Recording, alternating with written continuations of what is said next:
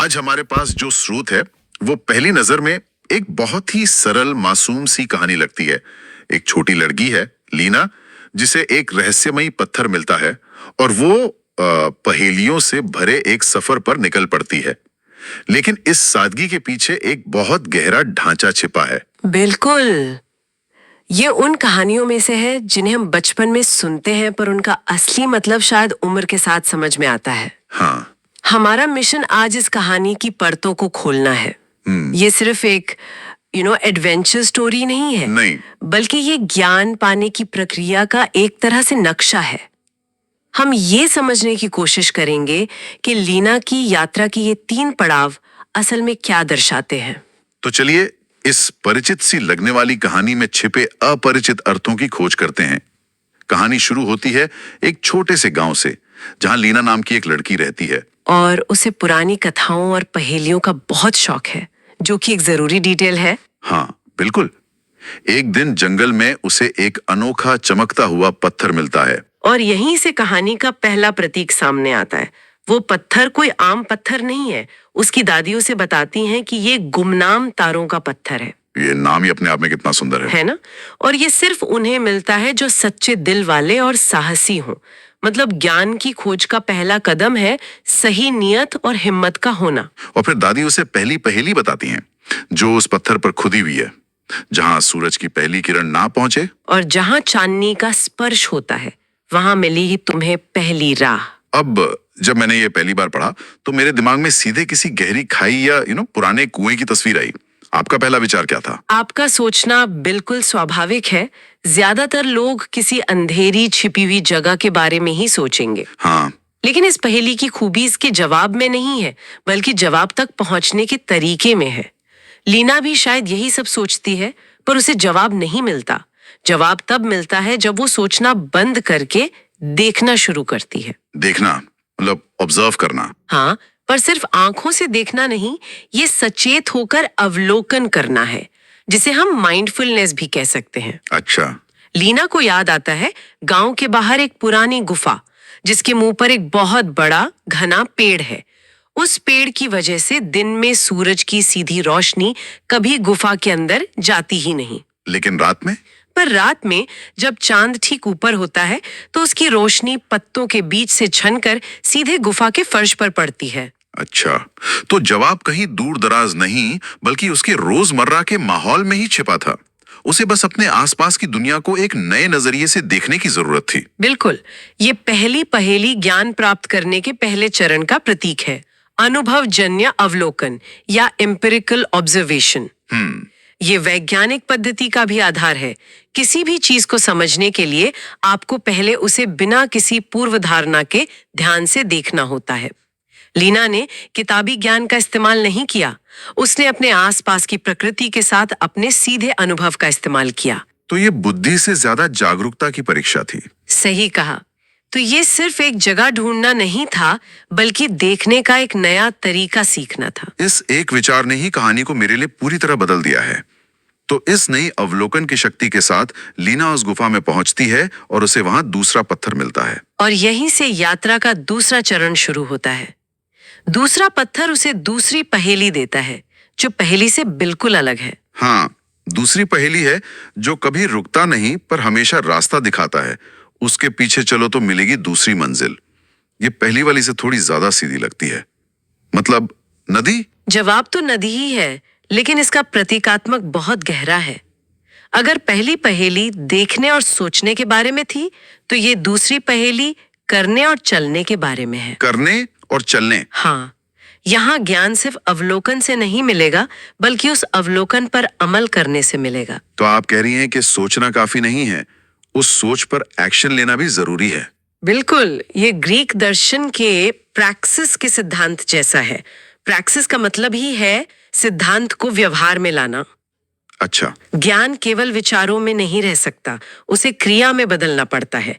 लीना सिर्फ नदी के बारे में सोचकर नहीं रुकती, वो उसके किनारे किनारे चलने का फैसला करती है। ये दृढ़ता और निरंतर प्रयास का प्रतीक है। हाँ, नदी कभी नहीं रुकती, और ज्ञान की खोज का सफर भी ऐसा ही होना चाहिए। और नदी का रास्ता दिखाना भी एक इंटरेस्टिंग विचार है। हाँ, वो आपको ये नहीं बताती कि मंजिल क्या है, बस आपको एक दिशा देती है, एक प्रवाह में रखती है। आपने बहुत अच्छी बात कही। ये फ्लो स्टेट के विचार से भी जुड़ता है।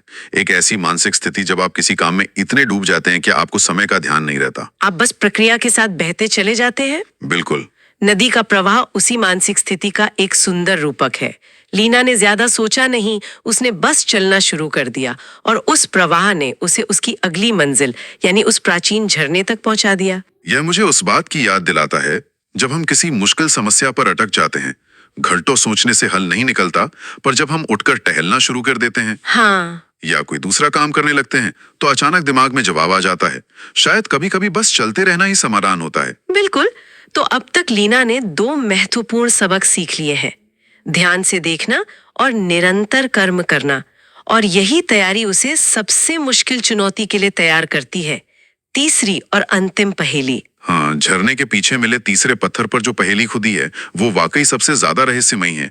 जिसकी आवाज दूर दूर तक जाती है पर जिसे कोई देख नहीं पाता, उसके हृदय में मिलेगा सबसे बड़ा राज। ईमानदारी से कहूं तो ये पहेली मुझे सबसे ज्यादा उलझाती है। आवाज और हृदय ये बहुत अमूर्त है। बिल्कुल। हवा या शायद प्रतिध्वनि, इन चीजों का हृदय कहाँ होता है? और आपका ये उलझाव ही इस पहेली के मर्म तक ले जाता है। ये पहेली जानबूझकर लीना को और हमें भी भौतिक दुनिया के दायरे से बाहर धकेलने के लिए बनाई गई है। अच्छा, कैसे? देखिए, पहली 2 पहेलियों के जवाब ठोस थे। एक गुफा, एक नदी। उन्हें देखा जा सकता था, छुआ जा सकता था। सही बात है। पर आवाज, उसे सिर्फ महसूस किया जा सकता है। ये ज्ञान की यात्रा का तीसरा चरण है, अमूर्त और आध्यात्मिक सोच। तो ये एक तरह का विकास है। पहले ठोस चीजों को समझना और फिर उन चीजों को समझना जिन्हें देखा नहीं जा सकता। बिल्कुल। और यहाँ हृदय शब्द का इस्तेमाल बहुत महत्वपूर्ण है। लीना हवा और प्रतिध्वनि के बारे में सोचती है, पर उसे जवाब नहीं मिलता, क्योंकि इन चीजों का कोई एक निश्चित केंद्र या हृदय नहीं होता। घंटों सोचने के बाद उसे गांव के सबसे पुराने मंदिर की घंटी याद आती है। उसकी आवाज पूरे गांव में गूंजती है, दूर दूर तक जाती है, पर उस आवाज का स्रोत, उसका हृदय एक ही जगह स्थिर रहता है, वो घंटी खुद। ओहो, तो हृदय का मतलब है स्रोत या ओरिजिन। ये तो पूरी पहेली का मतलब ही बदल देता है। रहस्य आवाज में नहीं, बल्कि आवाज के स्रोत में छिपा है। गहरे रहस्य अक्सर बाहर की दुनिया में भटकने से नहीं, बल्कि किसी चीज के केंद्र तक, उसके मूल सिद्धांत तक पहुंचने से खुलते हैं। तो ये पूरा सफर कितना तार्किक है। पहले बाहरी दुनिया का अवलोकन, फिर उस पर कर्म करना, और अंत में अमूर्त सत्य को समझना। ये सिर्फ 3 पहेलियां नहीं है, ये ज्ञान प्राप्त करने के 3 अनिवार्य चरण हैं। बिल्कुल। और इन तीनों चरणों को पार करके लीना मंदिर पहुंचती है। घंटी के ठीक नीचे उसे एक छोटी सी दरार में एक पुराना लकड़ी का डब्बा मिलता है। इतनी मेहनत, इतना लंबा सफर, 3 मुश्किल पहेलियां, जाहिर है उम्मीद तो किसी बड़े चमचमाते खजाने की ही होगी। और यही कहानी का सबसे बड़ा मोड़ है। हम सब एक क्लाइमैक्स की उम्मीद कर रहे होते हैं। लीना उस डिब्बे को खोलती है और उसके अंदर कोई सोना चांदी, हीरे जवाहरात नहीं मिलते। उसके अंदर मिलता है एक छोटा सा चिकना साधारण सा पत्थर, और उस पर सिर्फ एक शब्द खुदा हुआ है, ज्ञान। सच कहूं तो पहली बार जब मैंने ये पढ़ा तो मुझे लीना के साथ साथ थोड़ी निराशा भी हुई। मतलब क्या इतनी मेहनत का सिला सिर्फ एक शब्द? ये निराशा बहुत स्वाभाविक है, क्योंकि हमारी दुनिया में हम सफलता और इनाम को हमेशा किसी भौतिक वस्तु से जोड़कर देखते हैं। सही बात है। हमें लगता है कि हर मेहनत का फल कुछ ऐसा होना चाहिए जिसे हम दुनिया को दिखा सकें। पर यही कहानी अपना सबसे गहरा सबक देती है। दादी उसे समझाती हैं कि असली खजाना वो पत्थर नहीं है। तो फिर असली खजाना क्या है? असली खजाना वो सफर ही है, वो अनुभव, वो समझ जो लीना ने रास्ते में हासिल की। सोचिए, इस यात्रा के अंत में लीना क्या बन चुकी है। पहली पहेली ने उसे एक बेहतर पर्यवेक्षक बनाया, ऑब्जर्वर। हाँ। दूसरी ने उसे दृढ़ और कर्मठ बनाया, और तीसरी ने उसे एक गहरा विचारक बनाया जो प्रतीकों और अमूर्त विचारों को समझ सकती है। उसने धैर्य, साहस और खुद पर भरोसा करना सीखा। बिल्कुल। तो वो पत्थर जिस पे ज्ञान लिखा था, वो मंजिल नहीं थी। तो वो क्या था फिर? वो पत्थर तो बस एक आईना था, एक प्रतीक जो लीना को ये दिखा रहा था कि उसने इस पूरी यात्रा में अपने अंदर क्या हासिल किया है। वाह। कहानी ये बता रही है कि ज्ञान कोई ऐसी वस्तु नहीं है जिसे आप किसी डिब्बे में बंद करके पा सकते हैं। ज्ञान एक प्रक्रिया का परिणाम है, एक आंतरिक अवस्था है। असली रहस्य ये था कि मंजिल पर कुछ नहीं मिलना था, क्योंकि जो कुछ भी पाने लायक था वो रास्ते में ही मिल चुका था। खजाना मंजिल नहीं, बल्कि मंजिल तक पहुंचने की वो क्षमता थी जो लीना ने अपने अंदर विकसित की। बिल्कुल सही। वाह, इस नजरिए से देखें तो कहानी का अंत निराशाजनक नहीं बल्कि बहुत शक्तिशाली लगता है। तो लीना की ये कहानी हमें सिखाती है कि जीवन की असली खोज किसी अंतिम लक्ष्य तक पहुंचना नहीं है, बल्कि उस प्रक्रिया का आनंद लेना और उसे सीखना है। हाँ, जिसमें हम हर कदम पर खुद को बेहतर बनाते हैं। और ये विचार आज की दुनिया के लिए पहले से कहीं ज्यादा प्रासंगिक है। कैसे? हम सब नतीजों के पीछे भाग रहे हैं, अच्छे ग्रेड्स, प्रमोशन, ज्यादा पैसा। हम अंतिम लक्ष्य पर इतना ध्यान केंद्रित करते हैं कि हम उस प्रक्रिया को, उस रास्ते को पूरी तरह नजरअंदाज कर देते हैं। ये तो है। हम भूल जाते हैं कि चरित्र का निर्माण, समझ का विकास और असली सीखना उसी प्रक्रिया में होता है, मंजिल पर पहुंचने पर नहीं। ये कहानी याद दिलाती है कि धैर्य, अवलोकन और निरंतर प्रयास से मिली समझ किसी भी भौतिक खजाने से कहीं ज्यादा कीमती है। और अंत में ये कहानी एक बहुत ही जरूरी सवाल हमारे लिए छोड़ जाती है। हम सब अपनी जिंदगी में किसी न किसी खजाने की तलाश में हैं, पर क्या हम उन पहेलियों पर ध्यान दे रहे हैं जो जिंदगी हमें रोज दे रही है? आप कहना चाहती हैं कि हमारे अपने जीवन में भी ऐसी ही पहेलियां छिपी हैं? क्यों नहीं? हो सकता है कोई मुश्किल रिश्ता एक पहेली हो जो हमें सहानुभूति सिखाना चाहती हो। कोई करियर की चुनौती एक पहेली हो जो हमें दृढ़ता सिखाना चाहती हो।